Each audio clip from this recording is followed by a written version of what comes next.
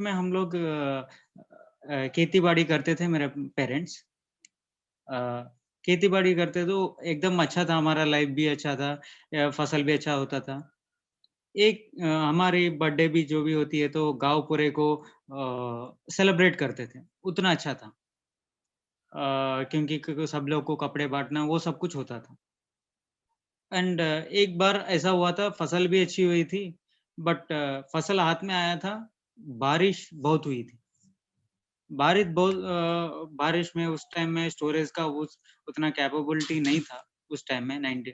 तो बारिश में पूरा अनाज जो भी कट करके आया था, कल्टीवेशन होके आया था, वो पूरा पानी में बह गया था। जो भी बचा था, वो पूरा हमारे पास जो था ना, आई मीन क्या बोलते हैं, स्प्राउट्स बोलते हैं ना, हम सुबह-सुबह खाते हैं, वैसा हो गया था एक्चुअली।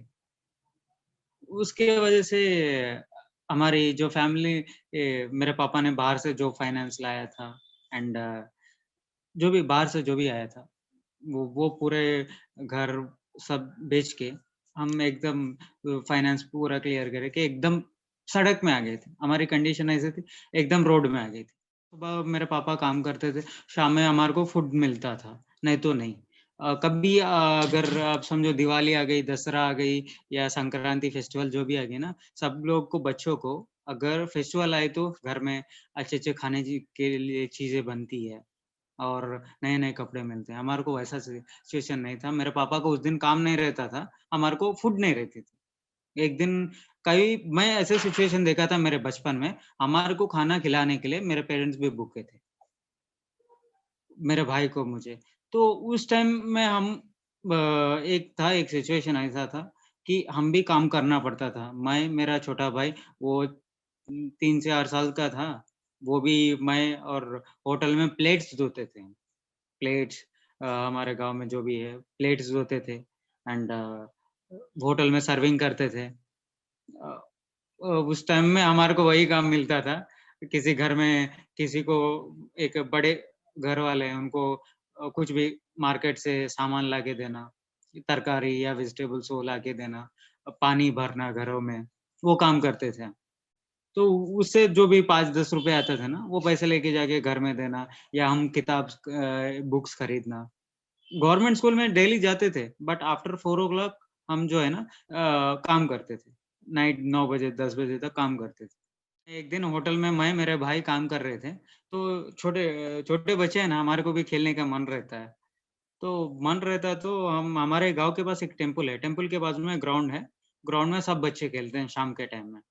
तो एक दिन हम दोनों ने काम छोड़ के उधर से दोनों मिलके खेलना स्टार्ट कर दिए उधर जाके। तो होटल ओनर ने आके हमारे को बहुत मारा था, पीटा था, बहुत मारा था। तो उस टाइम में जो घरों में काम करने के बच्चों की संख्या बहुत ज़्यादा चलता था, 99 2004 तक बहुत कुछ चलता था। अभी तो उतना नहीं है, सब लोग पढ़ रहे हैं। उस टाइम में वैसा नहीं था, उतना अवेयरनेस नहीं था एजुकेशन के लिए, सब बच्चे काम भी करते थे। तो उस टाइम में एक सर ने देखा था, हमारे सर एक सर है श्रीनिवास सर बोल के, उन्होंने हमारे स्कूल के सर है एक्चुअली बताए तो। उन्होंने आके रोका था हमारे होटल के ओनर को, बोला था कि अब बच्चों को क्यों मार रहे हो? इन लोग काम से भाग के आ गए, तो इसलिए मार रहा हूँ। तो वो सर भी बोले थे काम से छोड़ के आना अच्छी बात नहीं है, ऐसा बोल के उन्होंने भी बोलने लगे। हम भी गुस्से में, बचपन है और ऊपर से मार खा रहे हैं, तो उनको भी गाली दे दिए थे हम दोनों। गाली देके उधर से भाग गए। तो सर ने हमारे आंसर से उनको क्या समझ में आया आई डोंट नो, बट उन्होंने हमारे को ऑब्ज़र्व करना स्टार्ट किया था। हमारे पीछे-पीछे आना। एक बार हमारे घर आए थे 1 वीक के बाद, ये इंसिडेंट होने के बाद 1 वीक हुआ था। उसके बाद इन्होंने फ़ॉलो करते हमारे अ, घर के पास आया था। घर के पास आया तो मेरे पेरेंट्स से बात किए थे, आपके बच्चों को एजुकेशन मिलेगी। इधर संस्कार आश्रम विद्यालय बोल के एक विद्यालय है, ये एनजीओ स्कूल है। ये एनजीओ स्कूल आके बच्चों को पढ़ाते हैं। हम ये स्टार्ट किए थे एक्चुअली, ये हमारी मेरी लाइफ में टर्निंग पॉइंट है। ये जो एनजीओ के फाउंडर है ना, हेमलता लवनम जी, ये एक्चुअली पद्म भूषण अवार्डी है।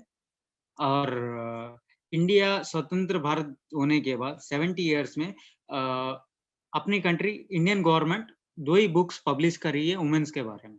एक है सरोजिनी नायडू जी के बारे में, एक है हेमलता लवनम जी के बारे में। तो उनका एक स्कूल था। एक्चुअली हमारे स्कूल में ऐसे बच्चे पढ़ते थे, देवदासी, जो मातंगी और सेक्स वर्कर्स के बच्चे, जो चोरों के बच्चे, ऑर्फन्स, सेमी ऑर्फन्स, मेरे जैसे फाइनेंशियली वीक, उन सब बच्चे पढ़ते थे। कई चाइल्ड बेगर्स है, सब लोग। तो उस हमारे सर ने मेरे पेरेंट्स को कन्विंस करके उस स्कूल में मेरे को जॉइन किया था। उस स्कूल में मैं जॉइन हुआ। मेरी स्कूल ऐसी स्कूल है, मेरे को आप तारे ज़मीन पर वैसे-वैसे स्कूल देखे होंगे, थ्री इडियट्स में स्कूल, वैसी स्कूल है हमारी स्कूल।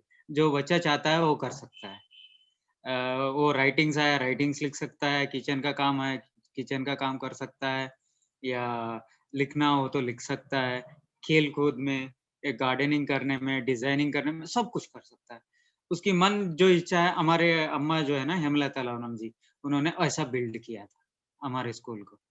हमारे गाँव से 5 किलोमीटर दूर रहता था, ये पहाड़ के आस-पास, तो बहुत अच्छा लैंड था। एकदम मस्त था। एक्चुअली आज भी मेरे को टाइम मिला तो उस स्कूल में जाके ट्यूशन पढ़ाऊँगा, वैसा है, बट वो गवर्नमेंट के अंडर चले गया। तो स्कूल में जॉइन हुआ था मैं, उधर मेरे को खाना मिलता था, मैं एज़ अ डे स्कॉलर था, बट मेरे को सुबह नाश्ता मिलता था, लंच, इवनिंग स्नैक्स मिलते थे और कपड़े मिलते थे, टाइम पर बुक्स भी मिल जाते थे। और वीकडेज़ में रेगुलर मेरे फैमिली को भी सपोर्ट करना है मुझे। मैं मेरे भाई दोनों काम करते थे बाहर, कंस्ट्रक्शन साइट या खेतियों में काम करते थे। तो काम तो नहीं छोड़ा था, बट काम भी चलता गया, एजुकेशन तो इन्होंने बहुत अच्छा मेरे को लाइफ़ में एक टर्निंग पॉइंट दे दिया। तो उधर चलता था। सब कुछ अच्छा था। 2008 में मैं 9th क्लास में था। हेमलता लावनम जी का डेथ हो गया था।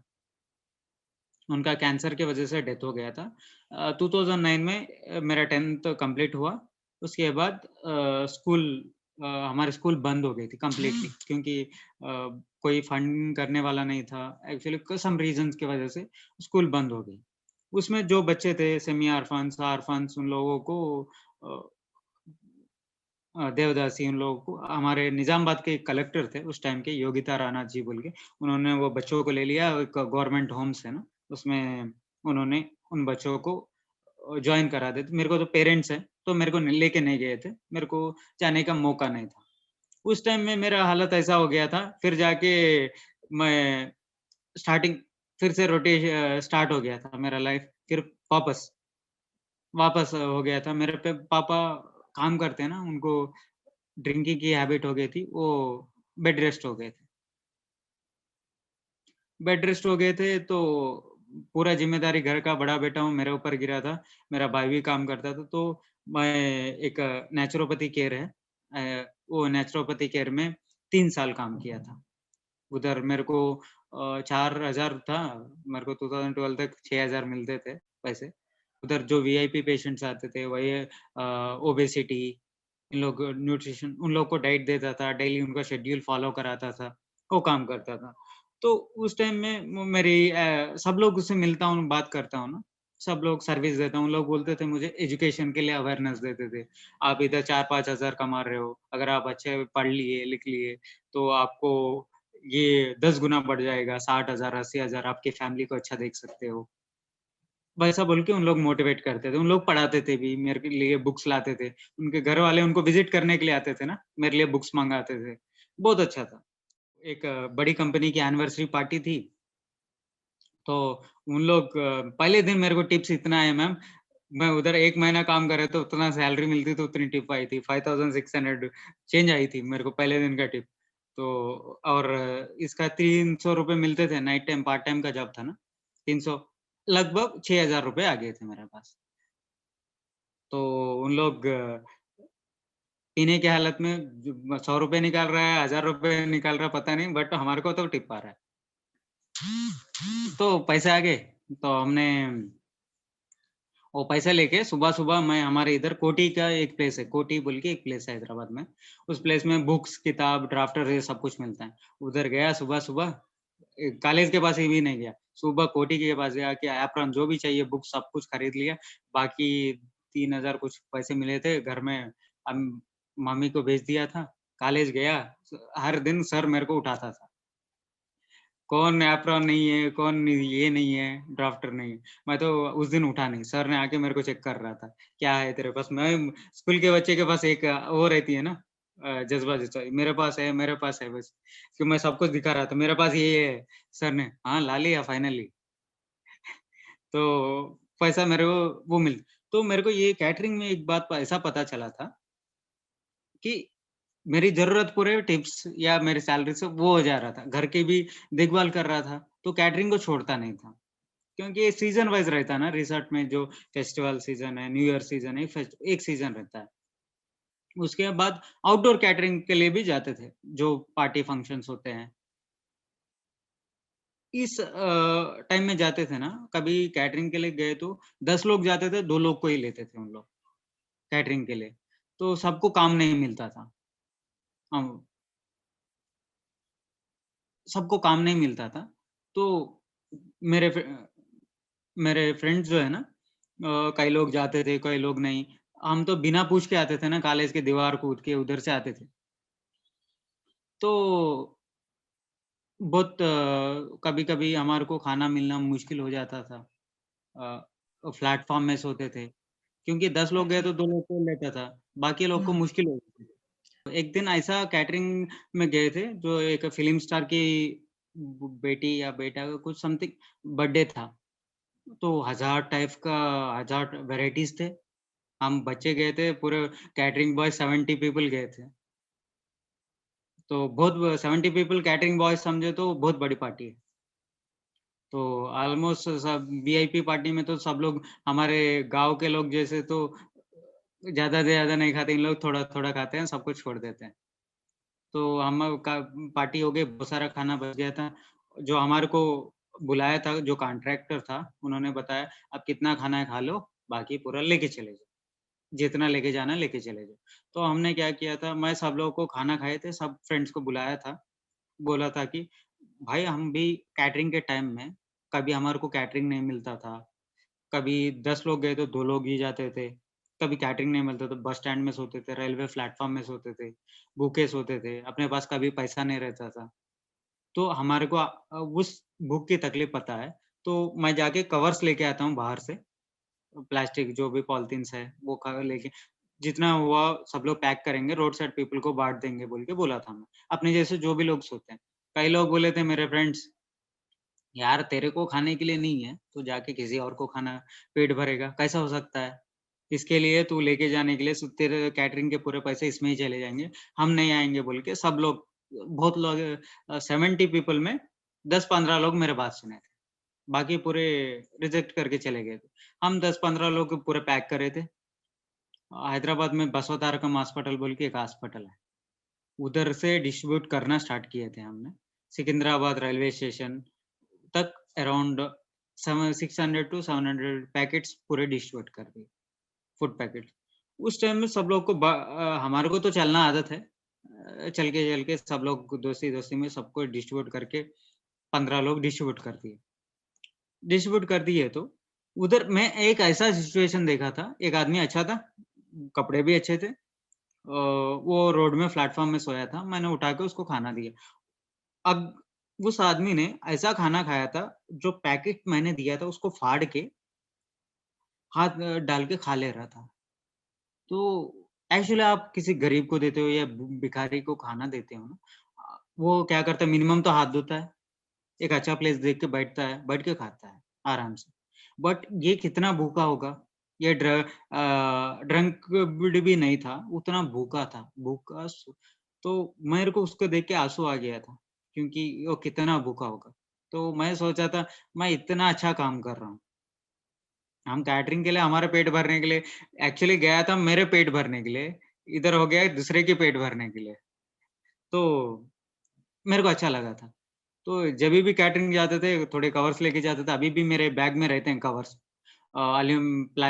सिल्वर फॉइल कवर्स ये सब कुछ रहते हैं। किधर भी गए ना, खाना मिल गया, पैक कर लिए, लेके आ गए। कैब में आते हैं तो कैब में रास्ते में किसी को भी डिस्ट्रीब्यूट कर देते हैं। अभी भी कैरी करता हूँ मैं। ऐसा बोल के जब इस काम को कुछ नाम देंगे बोल के खाना खाते-खाते टाइम फ्रेंड्स फ्रेंड्स ऐसा बोल रहे थे। कोई खाना फेंक रहा था मेरा दोस्त ने खाना खाते टाइम। प्लेट से निकाल के, तो बोले डोंट वेस्ट फूड बोल के नाम आ गया। उसको हमने हाइलाइट कर दिया, वो नाम आ गया। आज नेशनल, इंटरनेशनल वर्ल्ड भी यही नाम चल रहा है, डोंट वेस्ट फूड। वैसा स्टार्ट किए थे एक्चुअली डोंट वेस्ट फूड। उस टाइम से हमने आज तक आई मीन बिफोर लॉकडाउन तक, जो मार्च 21 तक जनता कर्फ्यू जब डेली 500 से 2000 पीपल का खाना जाता है मैम हमारे पास। खाना डिस्ट्रीब्यूट करते हैं, आते हैं, कई लोग कॉल करते हैं। पहले तो होटल वाले हमारे को खाना नहीं देते थे। पहले रिसॉर्ट से उधर फंक्शन पार्टीज तो सीजन वाइज रहता ना मैम। उसके बाद हमारे को खाना देने के लिए मुश्किल था, खाना नहीं मिलता था, डिस्ट्रीब्यूट कहाँ से करेंगे? तो 365 डेज चलने वाला एक है होटल्स। मैं उसको टारगेट किया था, क्योंकि अगर मैं आपके घर आया, आप मेरे घर आए या किसी के और के घर हम गए, 4 लोग हैं तो अप अगर 2 लोग एडिशनल भी आ गए ना, उनके लिए खाना रहता है, एक नॉर्मल घर में। अगर होटल में तो बल्क क्वांटिटी में खाना बनता है। एग्ज़ाम्पल बताता हूँ, अगर एक रेडी बंडी है, उसके पास एक छोटा-सा बन उसके लिए वेस्ट होगा, भूख लगने वाले के लिए वो अमृत परमान्नम के बराबर है। अगर ये इतने हमारे जो हैदराबाद वाले ऐसे-ऐसे मेट्रो सिटी में कई हज़ारों होटल्स हैं, एक-एक होटल से भी एक मील भी निकाले ना, आधा हैदराबाद को खाना निकाल सकते हैं, खिला सकते हैं, कोई भूखा नहीं सोएगा मैम।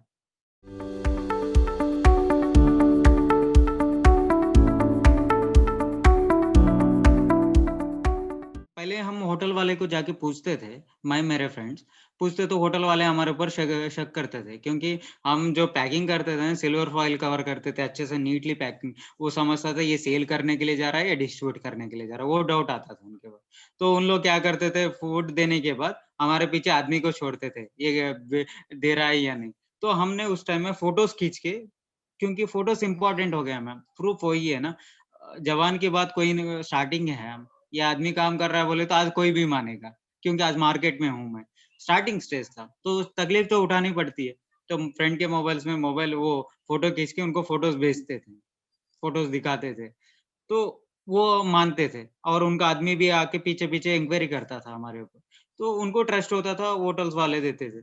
आज ऐसा हो गया, खाना बच गया तो डोंट वेस्ट फूड बोल के गूगल में सर्च करें, हमारा नाम आ गया। मेरा कॉन्टैक्ट नंबर आ जाएगा, उन लोग कॉल करते हैं। तो जाके ले लेते हैं। मगर हमारे को कॉल्स ऐसे भी आते हैं मैम, कोई डाउट करके चेक करने वाला भी है, कोई टाइम पास के लिए भी कॉल करते हैं, क्योंकि हम काम कर रहे हैं, नहीं कर रहे हैं, चेक करने के लिए। कई लोग ये बात हो जाती है मैम, इन लोग जो है ना, अ, 10 लोग, 5 लोग का भी खाना बच गया ना, हमारे को कॉल करते हैं मैम।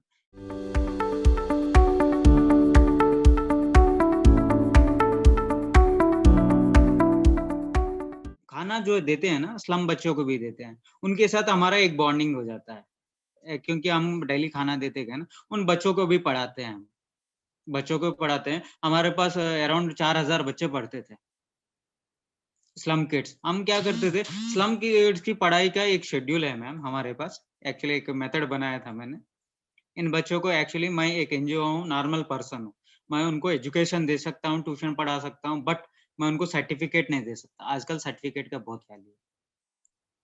तो हमने क्या किया, उन बच्चों को एक्चुअली स्कूल क्या रहती है, कैसा रहती है, सब बच्चों में, स्लम बच्चों में एक डिफरेंट डिफरेंट प्रॉब्लम्स है। उन लोग माइग्रेंट्स आते हैं, 4 दिन इधर रहते हैं, इधर से चले जाते हैं, उनका एक हालत है। अगर कई बच्चों है, टीचर की फ़ियर रहती है, स्कूल की फ़ियर रहती है।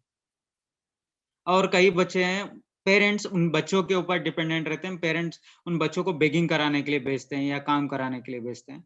ये डिफरेंट डिफरेंट सेक्टर्स में रहते हैं मैम, डिफरेंट कैटेगरीज़ में। तो हम क्या करते हैं, इन लोग को फाइंड आउट करते हैं कौन कैसे कैटेगरी है। जो भी सम स्लम सेलेक्ट करते हैं ना, उस कैसी कैटेगरी की, ये परमानेंट वाली स्लम है या टेम्पररी, 4 दिन में रह के 1 महीने के बाद चले जाने स्लम में। तो हम उसके पास जाते हैं, बच्चों को खाना देते हैं। पहले तो बुक लेके जाके पढ़ाएँगे बोले तो कोई मेरे ऊपर पत्थर मारेंगे। तो हम क्या करते हैं, उनको खाना देते हैं। खाना देते हैं, सब कुछ। उसके बाद हमारी उनके अंदर एक अंडरस्टैंडिंग, एक मोहब्बत हो जाती है। तो उसके वजह से हम बुक्स भी देते हैं ना उनको, बुक्स देते हैं, पढ़ाते हैं, तो बच्चों को पढ़ाते हैं। तो उनकी बच्चों की कंडीशन पता चलता है, उनकी मेंटल कंडीशन क्या है, उनकी फ़ियर किसमें है, किस तो मैं क्या करता हूँ, मेरे फ्रेंड्स हैं, कोई आईटी वाले फ्रेंड्स हैं, उन लोग को क्या करता हूँ मैं, सब लोगों को बुलाता हूँ। बुला के मेरे फ्रेंड्स को आई मीन उन लोग को बुला के एक बोलता हूँ, तू टीचर बन जा, साइंस टीचर, तू बन जा मैथ्स टीचर, तू बड़ा है, तू प्रिंसिपल है। तो ऐसे कैरेक्टर को डिज़ाइन करता हूँ मैं। डिज़ाइन करके उन बच्चों को बोलता हूँ, ये तुम्हारी बड़ी टीचर है, ये तो ये टीचर है, वो टीचर, कि वो टीचर डेली आने लगती है, उनके साथ स्पेंड करने लगती है, उनसे खेलती है, उनसे कूदती है, उनको समझाती है, पढ़ाती है, उनसे ये सब कुछ हो जाता है ना, उनको एक फीलिंग आ जाता है, टीचर बोले तो हमारी फ्रेंड है, हमारी सिस्टर जैसी है, हमारी माँ जैसी है, बहन जैसी है, मेरी दोस्त है। वैसे फीलिंग को क्रिएट करता हूँ।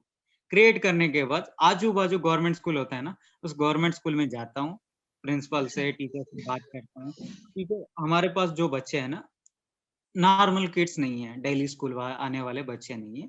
ये थोड़ा रो उनकी फैमिली कंडीशन वो उस तरह से आने वाले कंडीशन है। तो आप इनको मत मारिए, कुछ होमवर्क मत दीजिए, इनको थोड़ा समझाइए। हम वो जो भी आप प्रॉब्लम देंगे, हम ट्यूशन में पढ़ा लेंगे शाम में। तो इनको स्कूल में भेजते हैं, स्कूल में जो भी प्रॉब्लम आता है, ट्यूशन में वो क्लियर करता है, फिर स्कूल जाता है। वो एकदम 1, 2 3 महीने में ये भी नॉर्मल किड हो जाता है। हाँ, एजुकेशन बचपन में मेरे को एजुकेशन मुश्किल था, तो किसी और एनजीओ ने हेल्प किया तो मेरी एजुकेशन हुई थी। मैं इमोशनली कनेक्टेड हूँ और खाना जो है मैं हैदराबाद में आया था, एक टाइम का खाना मिलने के लिए मेरे को मुश्किल था। तो मैं वो मेरे को फ़ीड करने के लिए गया, आज वो हो गया किसी और को कई हज़ारों लोग को फ़ीड करने के लिए हो गया। क्योंकि हर सिचुएशन से मैं गुज़रा था, वो सिचुएशन किसी और को फ़ेस करने में मैं उस कंडीशन को जानता हूँ, उनको वो तकलीफ़ नहीं होना बोल के मैं मेरी तरफ से कोशिश कर मैं सोचता हूँ ये हर इंडिया में हर कोने में स्टार्ट हो, हर कोने में क्योंकि एजुकेशन हर चीज़ को बदल सक मेरे बचपन में मेरे पापा ने एक रेडियो गिफ्ट किया था, उसमें एक ऐड आता था, सर्व शिक्षा अभियान, पढ़ाई हर चीज़ को अमिताभ बच्चन जी या कोई एम्बेसडर थे उस टाइम में, हमारे तेलुगु में चिरंजीवी मेगास्टार चिरंजीवी थे। तो उसमें क्या है एजुकेशन हर चीज़ को बदल सकता है, अपना लाइफ़स्टाइल को सबको। अगर एजुकेशन और फूड प्रॉपर में मिल गया ना मैम, वो इंसान आगे जा और फूड से मैं इसलिए कनेक्टेड हूँ मैम, दूसरी बात कि फूड जो है ना एक माँ के बराबर है। एक किसान की मेहनत और एक माँ की मेहनत एक ही है। एक एग्ज़ाम्पल बताएँ तो एक माँ के पेट के अंदर बच्चा गिरता है ना, जब से मैम वो माँ बच्चे को इतने सँभालती है उसके जो भी बीमारी है, पेट के अंदर भी कई बीमारी आते हैं, पेट के अंदर उसको सँभाल के टैबलेट्स लेके 9 महीना, 10 महीना इतना प्रोटेक्टिवली उसको वो करके बाहर लाती है। उसको बाहर पता चले सब कुछ केयर करके उसको बाहर लाती है, उसको स्कूल भी जा रहा है तो उतना केयर करती है, स्कूल से आने के बाद उसको क्या देना है, क्या खिलाना सब कुछ इतना वो करती है। किसान भी वैसा ही है मैम, किसान खेत में जब दाना डालता है, जब से उसको कीड़े-मकोड़े से सबसे प्रोटेक्ट करके, सब कुछ वो करके एक प्रोडक्ट बाहर लाता है, चावल हो, अनाज हो, रोटी जो भी। बट उस चीज़ को हम कितना प्रोटेक्टिवली रिस्पेक्ट करना चाहिए। आजकल सब लोग समझते हैं कि मैं पैसा दे रहा हूँ, खरीद रहा हूँ, बट वो नहीं मैम। पीछे उसकी मेहनत जो है ना, एक माँ की मेहनत है। अपने माँ को कोई कुछ बोला, अपन गुस्सा हो जाते हैं, बट किसान भी वैसा है, माँ के बराबर है। अगर आज किसान नहीं तो कोई नहीं है। क्योंकि मेरे पापा एक किसान थे और मैं जो स्ट्रगल किया था, एक माँ की कंपैरिज़न में है मैम किसान। आज हम पैसा दे रहे हैं बोल के रुबाब से या वो करते हैं, बट उसकी वैल्यू करना चाहिए, कदर करना चाहिए। राइस या फूड जो भी है, उसका कदर करना चाहिए। इसलिए मैं इमोशनली कनेक्टेड हूँ इससे।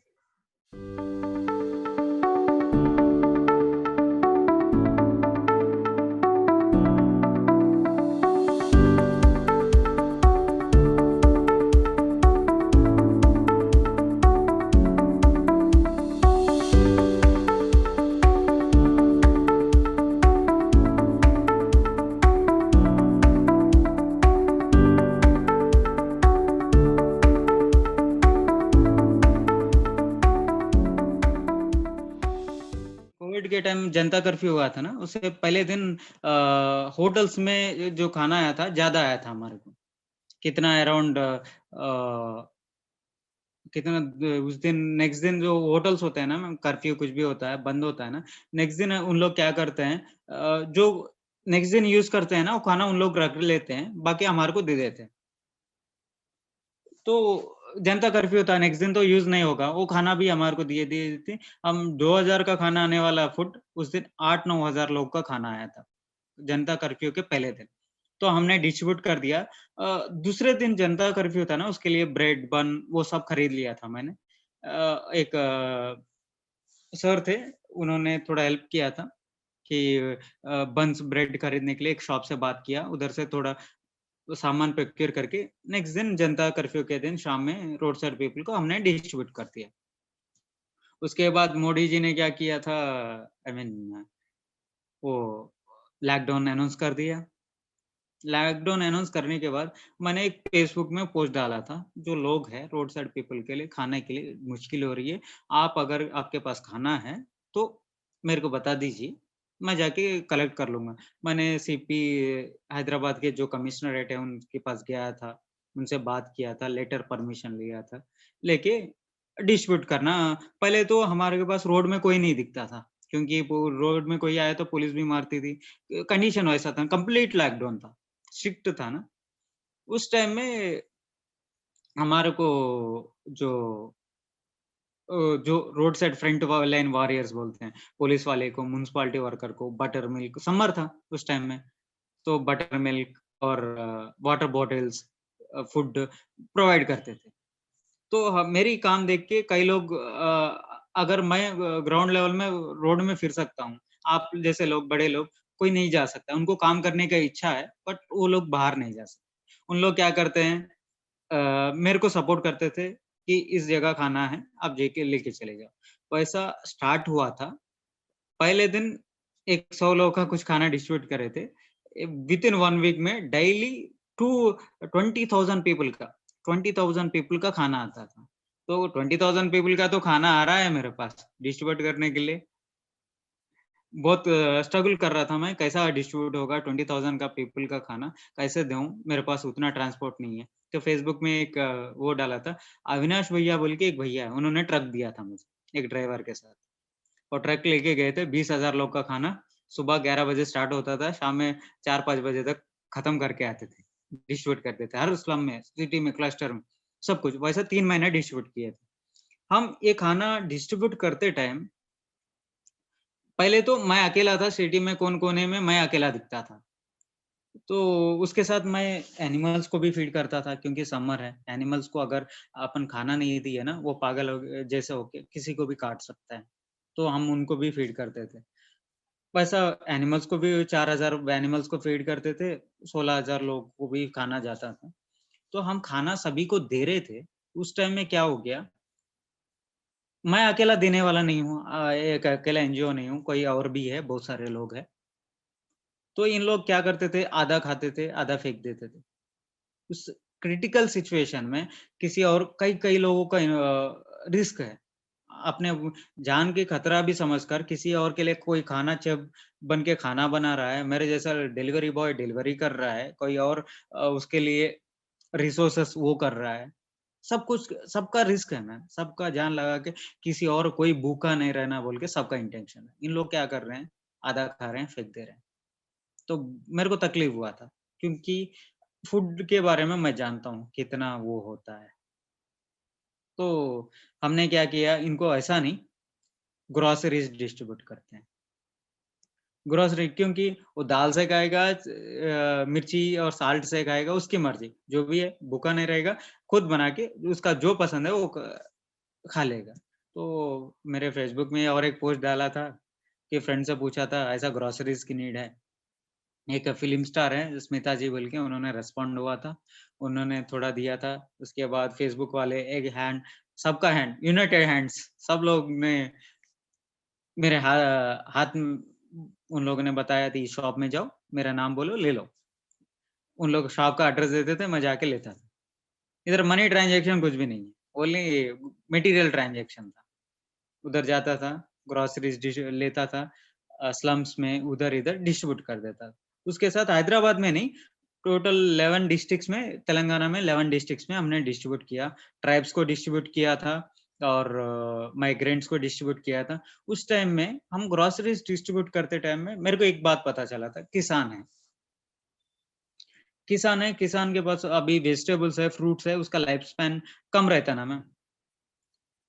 तो 1 वीक, 10 डेज़, 1 वीक, 20 डेज़ उतना ही रहता है, उसके बाद नहीं रहता है उसका लाइफ स्पैन। तो हमने क्या किया था, किसानों से बात किया था, किसान का माल हम लेते थे, जो भी डोनर आता था, डोनर के अकाउंट से किसान के अकाउंट में पैसा डालते थे, वो प्रोक्योर करते थे। प्रोक्योर करके हमारे किचन में यूज़ करते थे, इन लोगों को बोलता था, आप ये यूज़ करो और सिटी में ग्रोसरीज़ के साथ वेजिटेबल्स भी डिस्ट्रीब्यूट करते थे उनको, क्योंकि बाहर कोई नहीं आ सकता था ना, तो इसको डिस्ट्रीब्यूट करते थे। तो वैसा उसके टाइम में अराउंड हमने वेजिटेबल 50 टन्स वेजिटेबल डिस्ट्रीब्यूट किया था, 50,000 केजी लॉकडाउन के टाइम में। और मौसम्बी, विटामिन सी के लिए बहुत डिमांड था ना मैम इस टाइम में। मौसम्बी अराउंड 60,000 केजी डिस्ट्रीब्यूट किया था। हैदराबाद में कितने हॉस्पिटल्स है, गवर्नमेंट हॉस्पिटल, माइग्रेंट्स हाईवेज़ में रोड में चल के जाते थे, उनको चप्पल बाँटा था, मौसम्बी दिया था, फ्रूट्स दिया था, व जो भी है फ्रूट, वाटरमेलन ये है, वो है, सब कुछ देना स्टार्ट कर दिया था। ये सब कुछ हो रहा था और रास्ते में गए, कोई सैनिटाइज़र्स डिस्ट्रीब्यूट किया था, सैनिटरी पैड्स डिस्ट्रीब्यूट किए हैं, मास्क 70,000 मास्क डिस्ट्रीब्यूट किए हैं, ग्रोसरीज़ 70,000 पीपल को डिस्ट्रीब्यूट किया था, फैमिलीज़ के लिए। और डेली 3 महीने वो 20,000 पीपल का खाना जाता था। उसके साथ एक ट्रैवल कंपनी के ओनर ने 25 गाड़ी दिया था डिस्ट्रीब्यूट करने के लिए। 5 उनका गाड़ी उनका था, ड्राइवर उनका था, पेट्रोल उनका था। बट मेरे को लाइसेंस लेके मेरे नाम पे से सब कुछ चलता था। पूरे सिटी के हर कोने में खाना पहुँचता था, टाइम टू टाइम। खाना गया, डिस्ट्रीब्यूट हो गया, आ गया शाम के, वैसा था। उसके साथ सब कुछ ये प्रॉपर चल रहा था। कोरोना के अनलॉकडाउन जब स्टार्ट हुआ, कोविड केसेस बढ़ने लगे। तो मेरे को उतना नॉलेज नहीं था, ये सिचुएशन भी आएगी, तो मेरे को पहले ही पता चलता तो मैं एक एम्बुलेंस रख लेता था मेरे पास, किसी डोनर्स को पूछ के। क्योंकि इन लोग ऑलरेडी मेरे ऊपर बहुत सारे इन्वेस्टमेंट कर चुके हैं, ग्रोसरीज़ या फूड के ऊपर, तो मैं पूछ नहीं सकता किसी को। अनलॉकडाउन कैसा स्टार्ट हुआ, लोग पब्लिक रोड में घूमना स्टार्ट कर दिए, तो कोविड केसेस बढ़ गए हैं। बड़े-बड़े हॉस्पिटल में तो अ, थोड़े पैसे वाले जॉइन होते हैं मैम। वो और क्रीमेशन भी उनका आसान से हो जाता है। कोविड क्रीमेशन ऐसा है, वो अपने माँ हो, पापा हो, भाई-बहन हो, उनकी बॉडी को अपन टच नहीं कर सकते हैं। किसी और की बॉडी तो दूर की बात है, बहुत दूर की बात है। तो बॉडीज़ ऐसा हॉस्पिटल, गवर्नमेंट हॉस्पिटल के बस प्लेटफ़ॉर्म के ऊपर उधर-इधर पड़े रहते थे। कुत्ते आप न्यूज़ में देखे होंगे, नहीं देखे होंगे, कुत्ते भी खाते थे, वैसा सिचुएशन था बॉडीज़ को। तो वो अगर एक डेली लेबर मैम, एग्ज़ाम्पल वो झारखंड से या किसी और सिटी से हैदराबाद आता है माइग्रेंट, जो भी आता है काम करने को, करोड़ों कमाने के लिए नहीं आता मैम। वो 3 टाइम खाए, उसके पीछे जो लोग हैं, माँ है, पापा है, वो 2 टाइम का उनके लिए खाने के लिए ही कमाने के लिए आता है, सिटी कौन-सा भी सिटी हो। उस उद्देश्य से आता है, वो आदमी एक प्राइवेट एम्बुलेंस लेके जाने के लिए हैदराबाद में कितना डिमांड था मैडम, 25,000 से 1 लाख रुपए था। 10 किलोमीटर रेडियस में ग्रेवयार्ड को जाने के लिए। गवर्नमेंट इतने केसेस के लिए एम्बुलेंस प्रोवाइड नहीं कर पा रही थी। कोई बॉडी को टच करने वाला भी नहीं था। प्राइवेट एम्बुलेंस में तो डेली 300-400 कमाने वाला, लॉकडाउन में उसका एम्प्लॉयमेंट भी नहीं है, खाने के लिए मुश्किल है। वो आदमी क्या करेगा मैम? वो बॉडी को लेके जाने के लिए पैसा यूज़ करेगा? नहीं करेगा ना, छोड़ दिया, उसने बॉडी रोड में छोड़ दिया, वैसा सिचुएशन था। तो हमने क्या किया था, मेरा एक दोस्त है किशोर भैया बोल के, उनकी एक महिंद्रा गाड़ी थी। वो गाड़ी लेके गए थे, उसके बैक सीट्स पूरे निकाल दिए, एक टाट-पत्री बी नीचे बिछा दिए, उसके ऊपर डेड बॉडीज़ लेके जाके क्रीमेशन करते थे। 180 से ऊपर बॉडीज़ को हमने क्रीमेट किया था कोविड के टाइम में।